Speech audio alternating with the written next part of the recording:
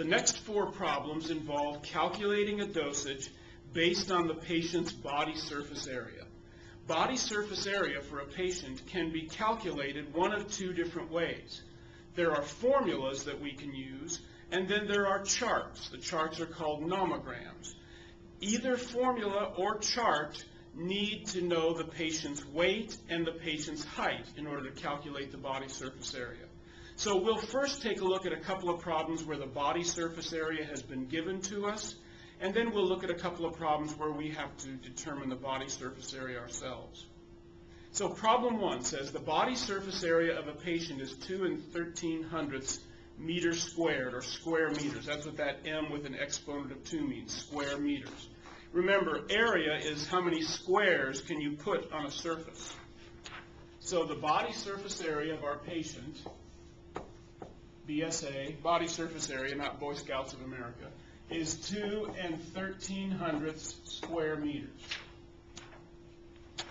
The physician ordered indinavir, 375 milligrams per square meter.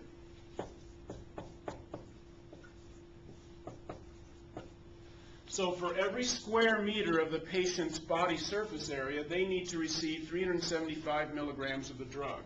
So isn't this kind of similar to the situation with the weight? We knew the patient's weight, we knew how much drug per kilogram. Now we know the patient's body surface area and how much drug per square meter of body surface area. So we will probably start this problem in a similar fashion to what we started the problems that were calculating dosages based upon the patient's weight.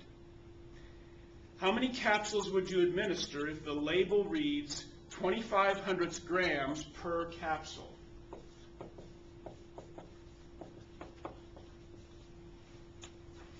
So every capsule of the medication contains 2,500 grams of the pure drug.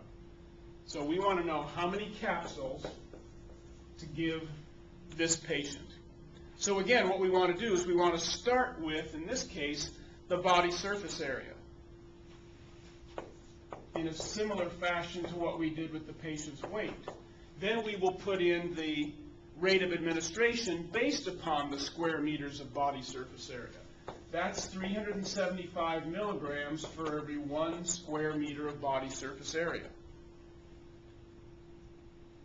So if we stopped and did that arithmetic right there, it would tell us how many milligrams of drug the patient needs to receive. But we want to know how many capsules to give them. And we're told that each capsule contains 2,500 grams of the pure drug. Well, I have milligrams. I need to be in grams. So I need to put in a conversion fraction that can get me from milligrams to grams. And that conversion fraction would look like this. 1 gram over 1,000 milligrams. That way my milligrams cancel, and what I have left is grams. That's what I need to get to capsules. Capsules are linked by grams. So now I can put in a conversion fraction that will get rid of my grams and leave me capsules. And that conversion fraction would look like that. 1 capsule over 2,500 grams. That information, again, came from the label. So now we're ready to use our calculator. We'll multiply 2.13 times 375. That equals 798.75. And now we'll first of all divide that by 1,000. Divided by 1,000. And then divide that by 2,500, divided by 0.25. And we get 3.195.